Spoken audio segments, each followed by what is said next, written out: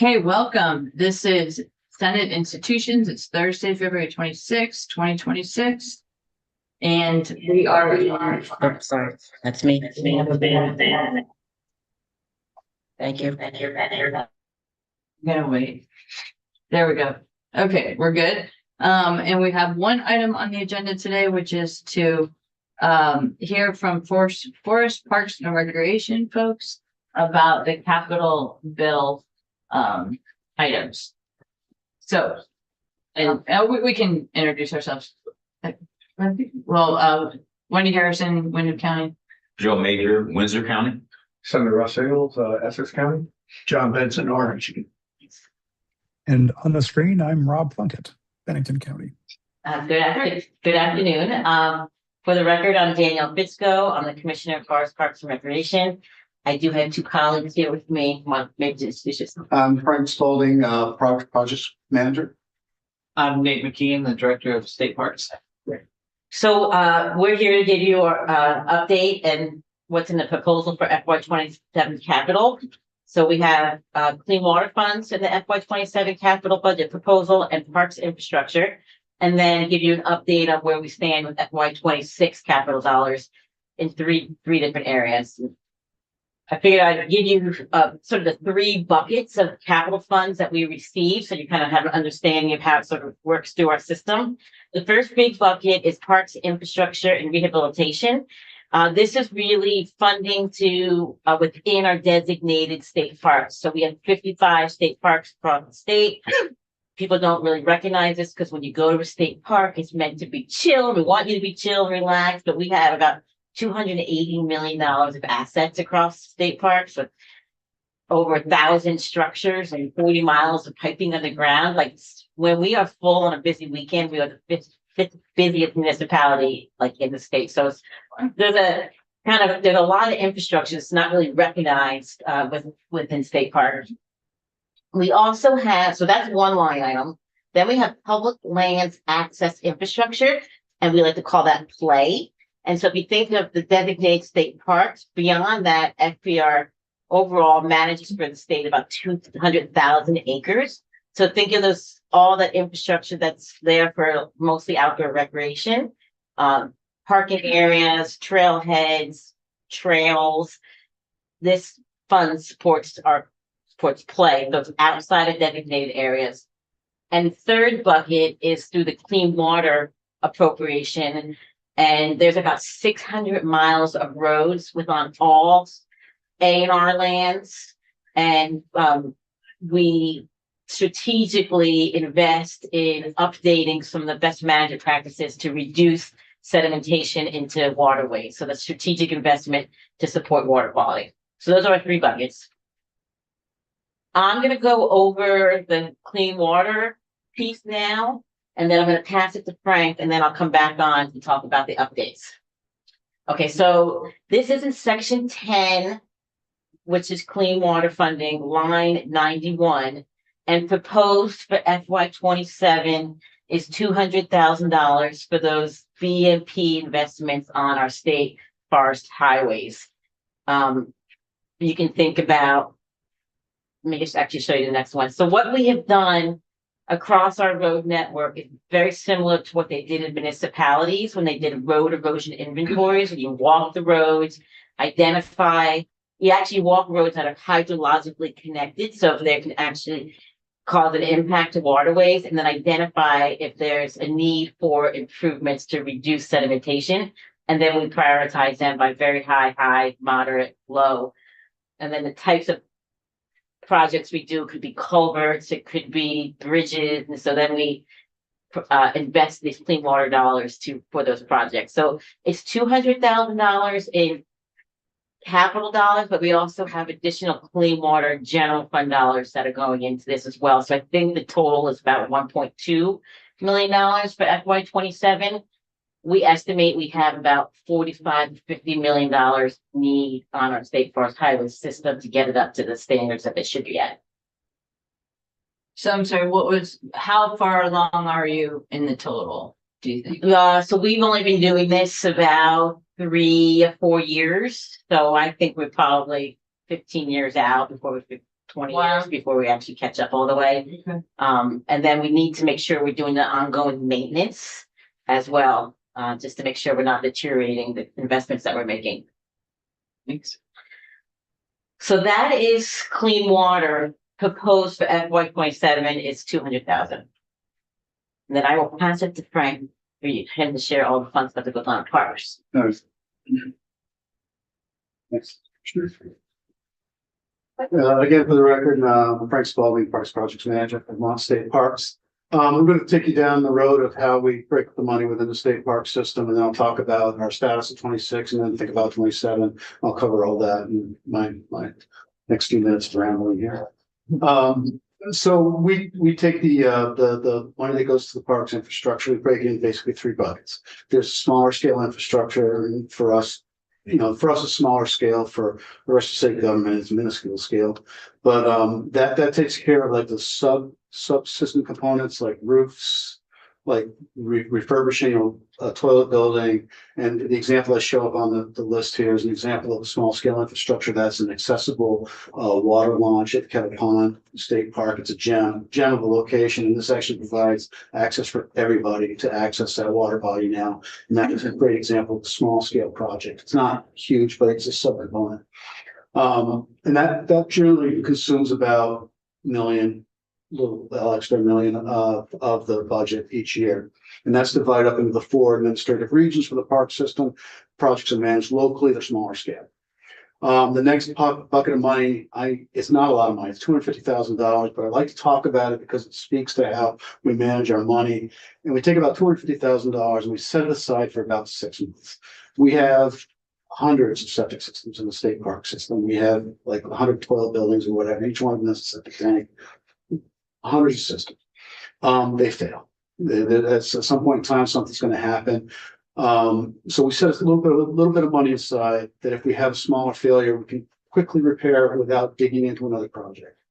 And then if it turns out we don't have failures, which is happening a little more and more now because we're doing a better job keeping up on the renovations, we'll take that money, we'll roll it into preventative work for larger water system and sewer system projects that are going on. So we kind of hold that aside for about 6 months. And usually about 6 months time, we're through the season, we're about December, and we're firing off bids for spring work for other projects, and we can move that money if we don't use it. And the last category is major capital projects, and that is the bigger ones. That's like rebuilding a toilet building, building a new structure. And what I want to do is focus on those a little bit. Enter. Down. Down. Thank you. If you let's see, a lot of folks are from the southeastern part of the state. If you get a chance to swing by the Gifford Woods State Park, there's a new facility we just finished, and that was actually funded through the Big Bill a couple of years, but institutions approved the work. We just completed that project this year. That's an example of a large scale project. It's a new facility. We're very proud of it. This is taking care of the people that take care of the parks, that take care of the people. And and so this really represents a large scale project. We have another, when we did the design for this, we hired an architect that did a 2-for-1 for us, essentially. Well, they designed 2 facilities, but it's the same facility by and large. We are funded, the Groton project is funded with 25 and 26 money. We are working actively on pulling the trigger to get that one out under contract for construction in the coming summer. So we will be building a second one of these.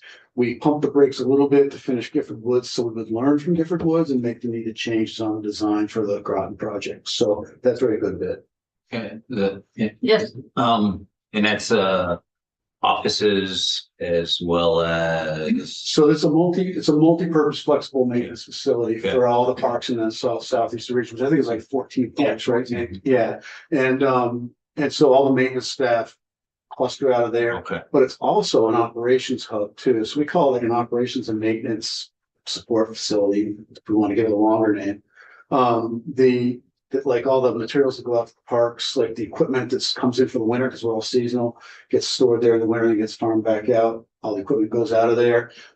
This building does have offices attached to it because the offices were integrated with the old maintenance shop, which was defunct. Groton facility is they actually have an office structure. It's more of a campus, in Groton. So essentially, if you take this building at the small window and to the left, that's what we're building at Groton. It's less of a structure at Groton because they already have an office space, so we don't have to rebuild the office space. Gotcha. Yeah. Thank you. Well, we're particularly proud of the structure. Not only is it made of, it's a wood structure, but we actually have a pellet fired boiler system. This facility is heated with a combination of heat pumps and water pellet water pellet. That'd be magic. Wood pellet boilers, which makes the heating and cooling of this facility entirely fossil fuel free. That's great. So we're very proud of that. I should bring it to your attention. Yeah, if you can separate the hydrogen out, then you can do that. That goes beyond. Dan's working on that. Yeah. The, Do you, You're when right. you have facilities like that, do you ever put a sign up saying that? Because I think the public would like to know that. public never sees that facility, unfortunately. Yeah. It's in the back. It's like kind of like the back of Disney World. Yeah. They really don't see it. We're very proud of it. We'll tell anybody that will listen about it. Yeah. Maybe a sign at the Yeah, entry or something. yeah. Yeah. It's the other thing. I'll talk about toilet buildings, but we have other things that we are doing in parks that are Mhm. public facing that we probably could talk about more. But so, yeah, that's toilet buildings. We're using, the hybrid heat pumps now, hybrid Okay. hot water heaters now. And I'll just jump around, I don't care. The cool thing about that is that if you think about when we use our toilet buildings, it's in the summertime. And those buildings are sitting and baking in the sun and all that attic space gets hot. So the building the system we put in it, DAR and Maidstone, which I'll show you a picture of later, there's actually ductwork that goes up into the attic. So it's sucking the hot air out of the attic and making those things work even better Oh, cool. because it's at prime time to make hot water out of air source heat pumps. So That's I great. love it. And we used to do hot water panels to heat shower water, but now the last time we did solar panels, we actually use PV now, make the electricity to run the heat pumps as opposed to heating the water. Cause it's a lot less problem. That's great. Also problematic for drainage and stuff like that. So that's some of the little things we do. And that's fully in view of the public, except for the water heaters. Yeah, so if you had something telling people about that, That'd be great. they would love it. Yeah, we love making this creative things happen. I'm not sure I'm going for time on that. It's fine. All right, sounds good. The other thing I want to bring to your attention, another large scale project, because it's not only impacts what has been going on recently, but also is a future looking thing, is the 3 acre rule compliance. We have about 19 parks. Not about, we have 19 parks that are under the influence of 3 acre regulation. We received about $2 million of ARPA money. Prior to that, we actually received planning and engineering money from the institutions committee through the cabinet appropriation to start the design and permitting of them. ARPA came along and we had $2 million with which we were able to make four parks fully complete and 2 parks partially complete with the work we did. And 2 of the parks we did were kind of extreme cases, North Hero State Park and Kingsland Bay State Park. North Hero, we actually decapitalized the park. We took out all the structures, removed all the asphalt and turned it into a day use area because it was a park that we hadn't operated since 2008. And so that's returned it to a wonderful day use area and we reduced the impervious surface enough to take it underneath to meet the 3 acre compliance rule. Great use of the funds, restores the park, actually rehabilitates the park to a great day use area. At Kingsland Bay, we actually rerouted the traffic. We took away the out road. There was a one-way road system at Kingsland Bay. The out road literally ran top of the bank over the lake. We removed that, revegetated that, restored it to natural, and then moved the road inland and provided stormwater treatment for that road. So those are really good spends. Corrected some pretty egregious errors of the past and had true impact on water quality. We're proud of those 2 projects. We took a 1-year pause because our facilities engineers did that work, kind of got pulled into that 2 acre or into that ARPA spending melee that we had to spend like really quick. They met our goals. We spent all the money. It was great. But they've put a delay on the 3 acre implementation now. So we actually took a 1-year pause. We're going to be using 27 money This one's using 27 money, we're gonna kick off again. Like I said, we have 15 parks that still require some intervention. Next up, a Little River and, can you read that? Branbury, sorry, I got a thing to do that. That we're gonna have to start using our capital funds because we don't have any more special appropriations for. We're gonna have to start eating that out of our capital appropriation. And then the planning estimate, we've mapped these projects out to 2035. I will not be testifying on them in 2035. Don't be so sure. We see a few people in here that say that. Like what? But our planning estimate's $5.8 million, and that is a number that's been run up for inflation at this point in time. But we're unsure what that will actually fully cost at the end. But that's the program right there. So that's going to end up impacting our future appropriations. It's good that you have that estimate. Yeah, it's hopefully it's close, but it's kind of hard to tell until you get the permitting of these things. And that's just the construction of them. And what we're coming to realize now is the commissioner mentioned with the road work is that we're creating a whole bunch of stormwater systems that we'll forever have to maintain and at some point in time have to recapitalize. So we're aware of that burden as well. So. And I just want to focus just a few focus points. These are the restrooms are obviously a significant feature in our state parks. This is the example of in Maidstone. There's solar panels in the background. They're PVs.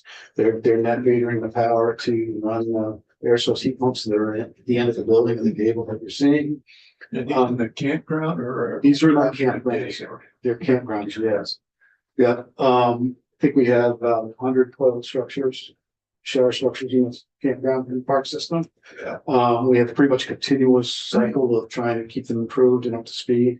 The small scale infrastructure folks will do more aesthetic or cosmetic improvements on the inside. The large scale money goes to when the structures fail. And so we will keep on this process. The 26 money is paying for it's funding Grand Isle State Park. So that's going to be a replacement because the old structure's defunct. That is matched with that WCF money, which is a federal grant.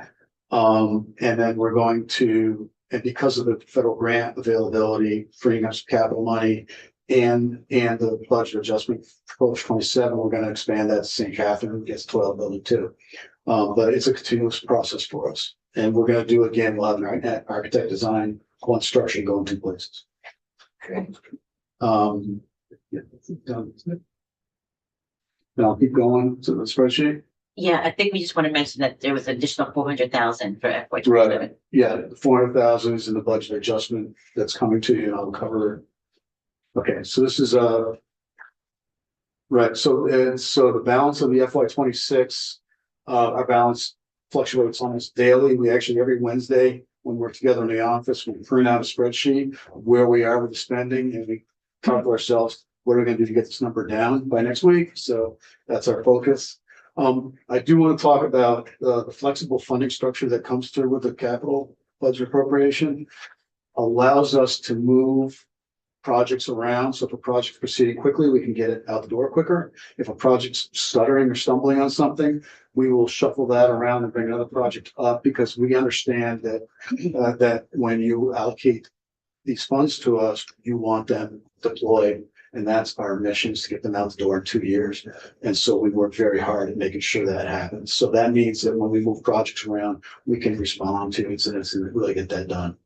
We have 6 currently funded projects that are actually matched with federal funding, totaling $2.9 million. And that's a land and water conservation grant through the National Park Service.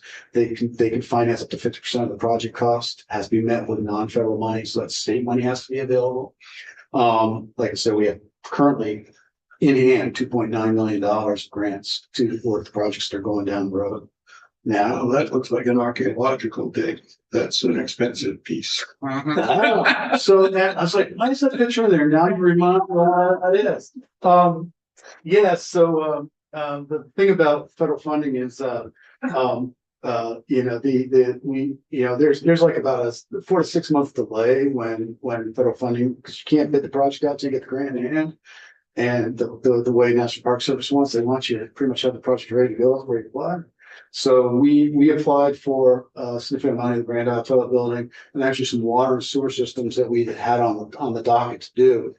we probably would have bid those last spring, but we had to wait for the federal funds grant to be approved, so we had to hold off on bidding them. And there's a season to bid water, wastewater projects, and it's not in the middle of the summer, because you're gonna get a really high price. And so we try to plan our bidding for the most economical time.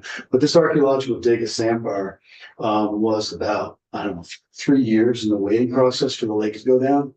But it was a real interesting, concept, and we waited a year for the feds to give us an answer on that dig, to give us the go ahead on it. So that is an interesting thing, but that was just I actually was running the excavator when they're doing the test pits, and we were on the last hole. And I was like, oh, we're almost out of this. We're almost done. We almost done. And all of a sudden I saw archaeological students running by me. Oh, And I was like, oh no, they literally dropped their tools and took off running. I'm like, oh, they found something. they were happy. And they did. They found an Yeah. amazing piece of pottery, almost intact, not intact pot, but almost an entire piece of pot. That was just really cool. And as painful as it might have been, it was really it's interesting to see that going down. So, but that was basically digging for a stormwater system. That was in that part. So it takes a little bit of resources to do these things, right? So how much of the state money do you use as match? Just roughly, It's 50%. So if we get But- 2.9 federal funding, we have to provide 2.9 Right, yeah. funding. Yeah. but the money that we provide to you with, because it really doesn't have any strings attached. So, So that, we're looking down the road now, possibly up to $3 more million over the next few years. So we're already thinking about the projects that are in the pipeline. And just, because of the flexibility that the committees provide us, we actually have a queue of projects that goes out 5 or 6 years. okay. We partner with the Facilities Engineering Division, which houses in DC. They have water and sewer projects under different design phases going out 5 or 6 years. We know what we're doing. That same 3 acre, we know what's going to happen. Yes. We never take a project off the list. It gets just bumped down the queue. And so we're talking about now, what is it we can match up? What projects do we have to select in order to capitalize on that money? Because if we don't use it, we don't want to send it back. We want to leverage this money. So we're thinking about toilet building. We're thinking about large scale park, and you don't want to pull these federal grants for small projects. There's just so much work. It's not worth it. So, it's always worth it, but it's just a lot more work. A lot less work if you get that done. So we work, we're always thinking about how to match that up.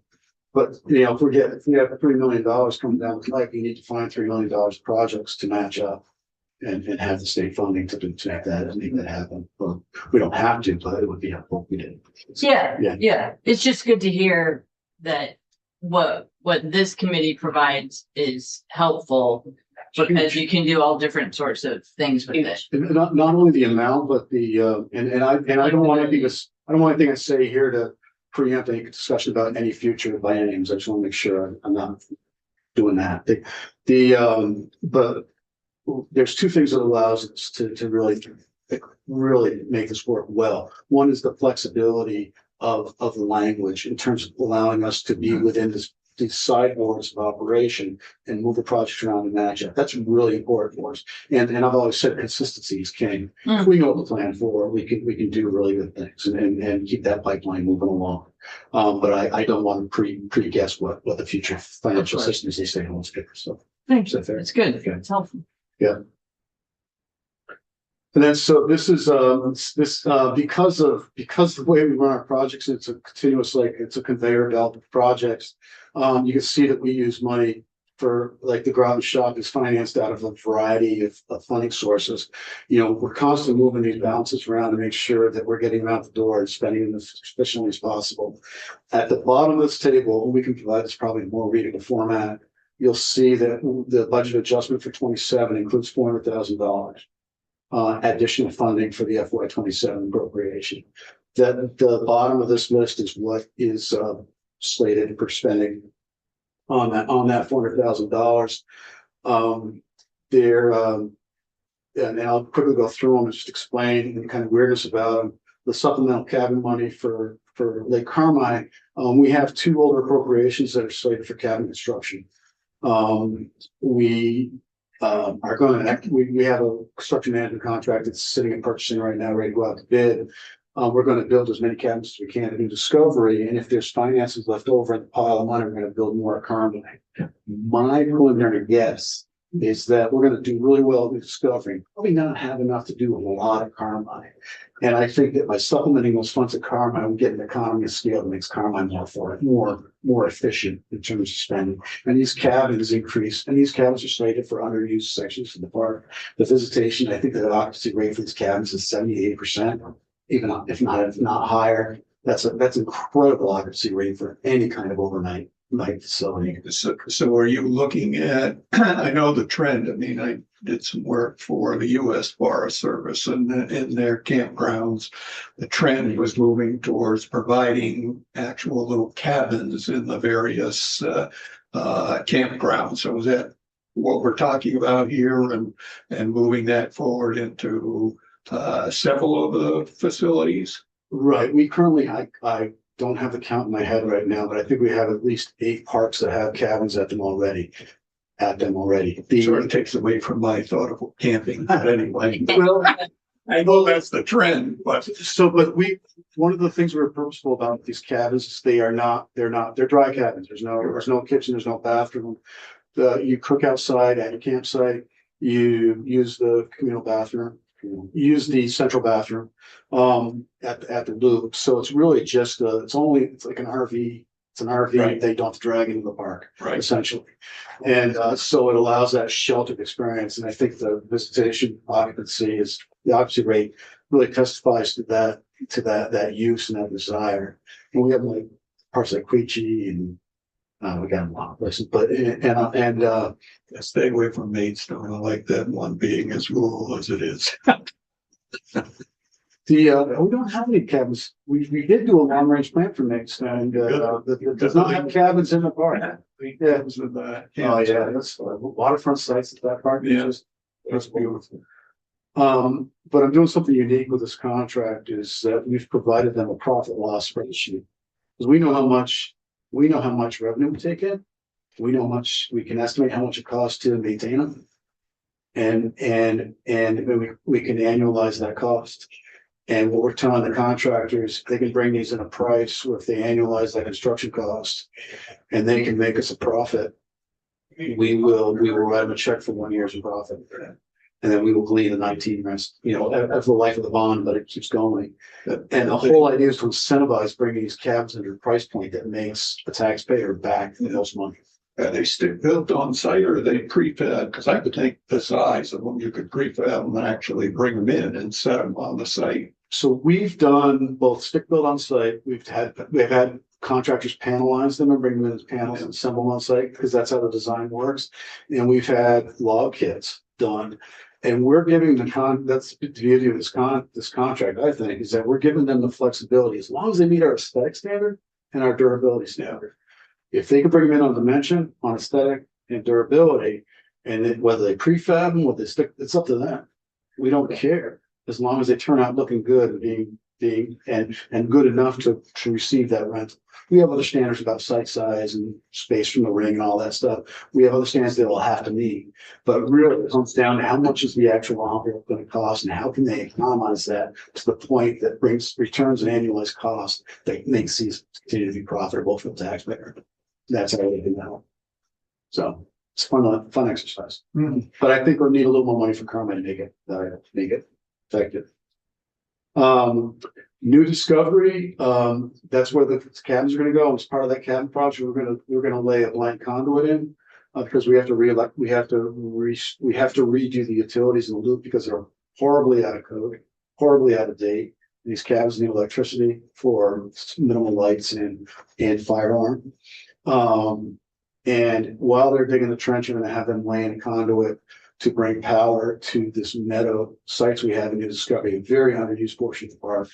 And we were contemplating RV plugging hookups to start thinking about how to make that more friendly for that. And so we put money in the $400,000 extra to actually electrify some sites at New Discovery and continue that program and try electrified RV sites in New Discovery.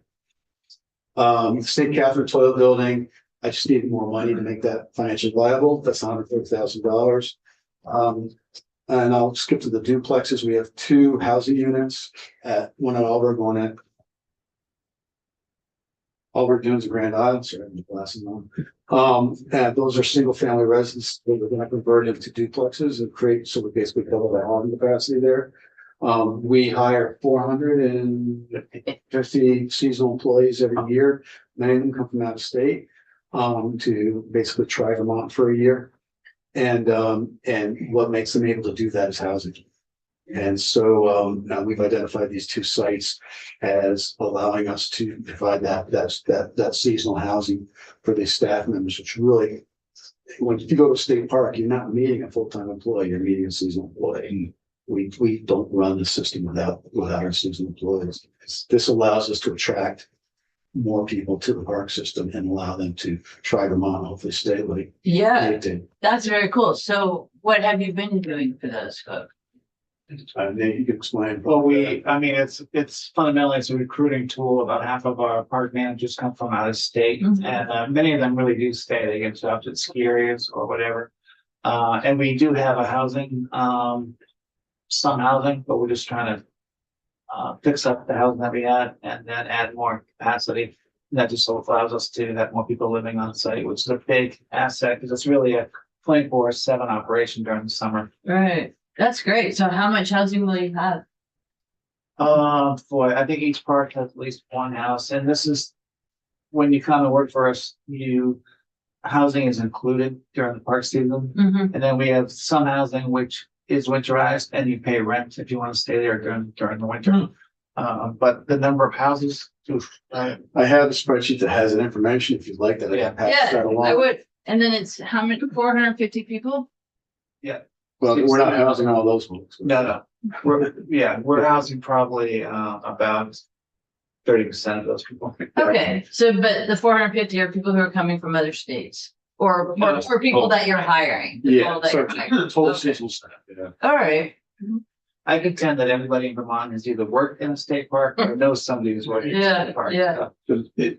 Just out of curiosity, I was interested in what you just said, that some are winterized and that the folk then rent from you. So I'd be curious as on some of the others, whether there's an opportunity to winterize them, because it could do 2 things. A, it could help the housing shortage that we have.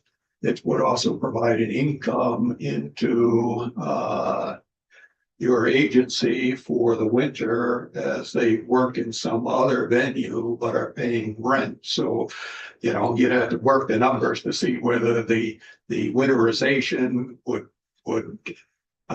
pay for itself or not, but it'd be something I think that would be worth taking a look at.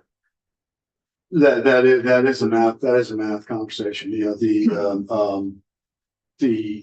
think, I don't know the answer to that offhand, but yeah. I mean, being a landlord is not easy. I know, that's right. But also, many of these facilities the whole park is but it's not winterized, so the septic, the water source, all that would, it's not just feeding this one house, it's feeding the entire park. So we put a lot of thought into this and potential there for more winterized use in the winter.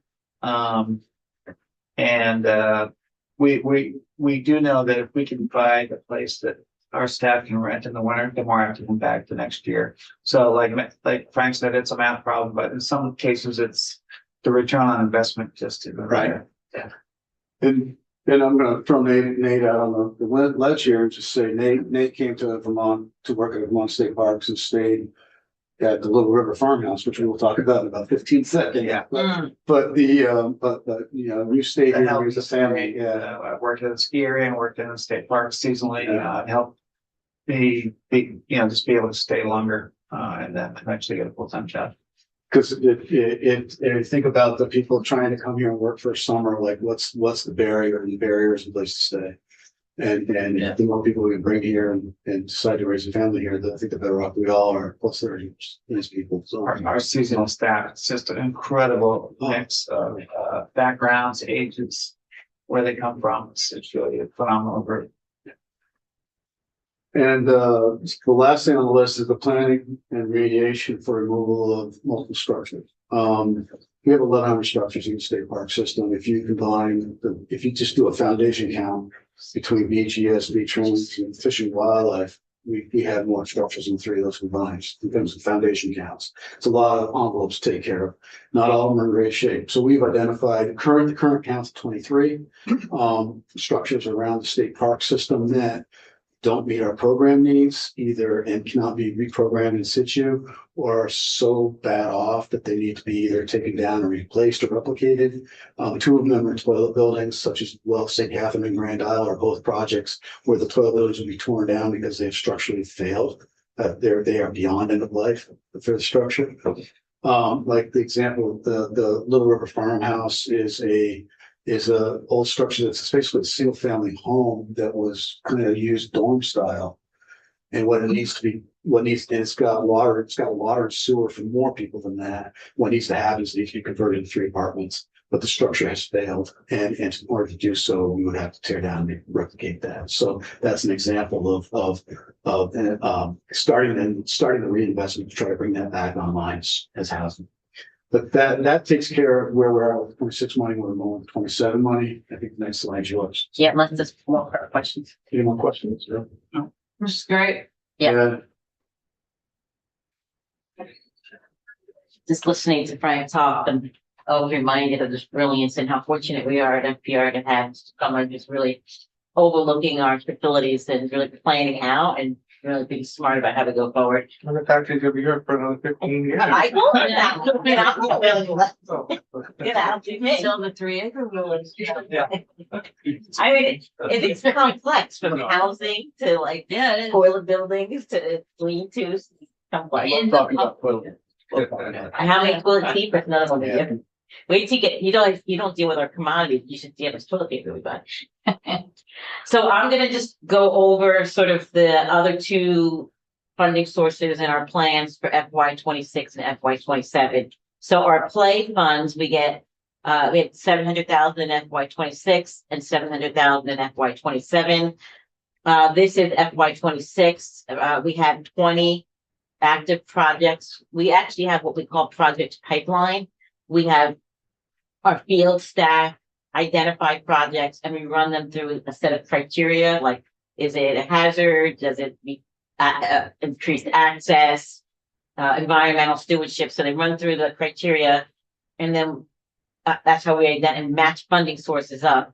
I mean, we actually have a $13 million list of projects really that just came through this past year, but we prioritize based on the criteria, 20 projects, 5 of them are complete, 3 of them are in historic preservation review, and 12 active. And you can kind of see the types of projects. We have everything from master planning at Hamilton Falls, road assessments, bridges, trail projects, parking. So that's the type of projects that are outside state parks. For FY 27, we just ran our pipeline assessment and we have 17 planned projects.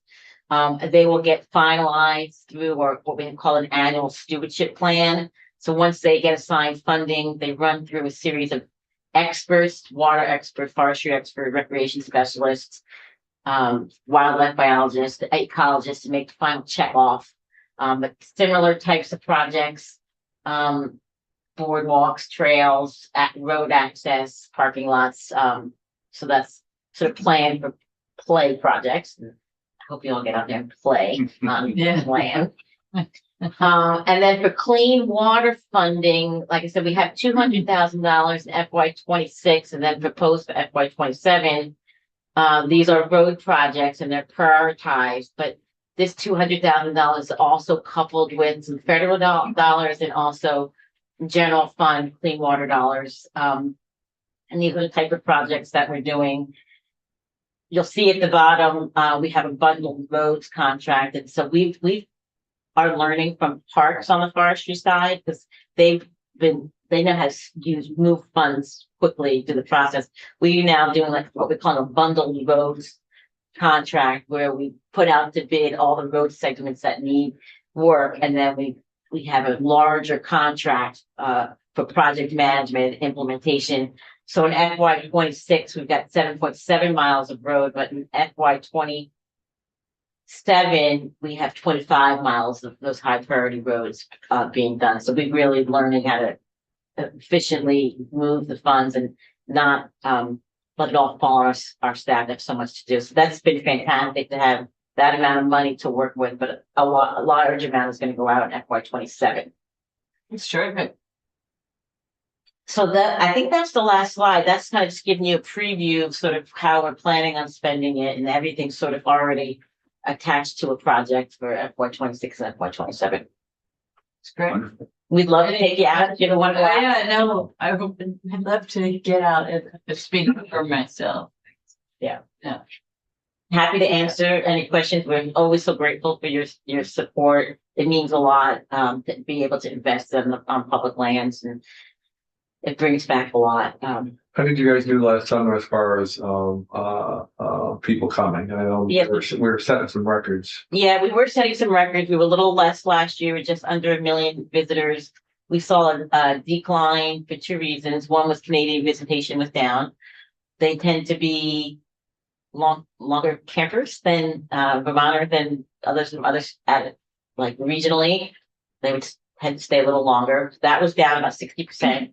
And then drought had a real impact later in the summer in those areas that are water based, like Sandbar, which is one of our most popular parks, had saw less attendance. Said a lot of sandbar. There's a lot. Yeah, lots of Sandbar. Absolutely. So our visitation numbers are driven mostly by day use, and then our camping numbers were down as well. So we're hopeful that we have a really good, our neighbors come back to visit us, and that we have a really good season. But I will say, service-wise, I think the state parks team has done a fantastic job. I think our comments coming in have been fantastic. The operations is really great, and the investments actually bring in people. So when we have a new toilet building and new entrance at Sandbar, not this past year, but we do see a really uptake in people visitation. Yeah, and you take really good care of them.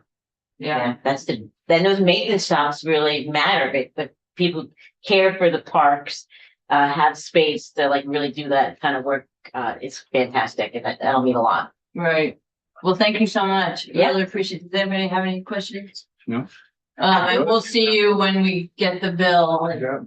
Thank you guys. Happy to come back Thank and you very have questions anytime. Like the slides. Thank you. Thank you. Yeah, Yeah. thank you.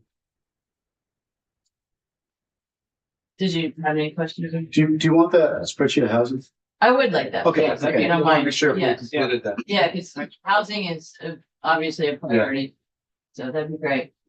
All right, so we can go offline, but keep I guess the Zoom is gone.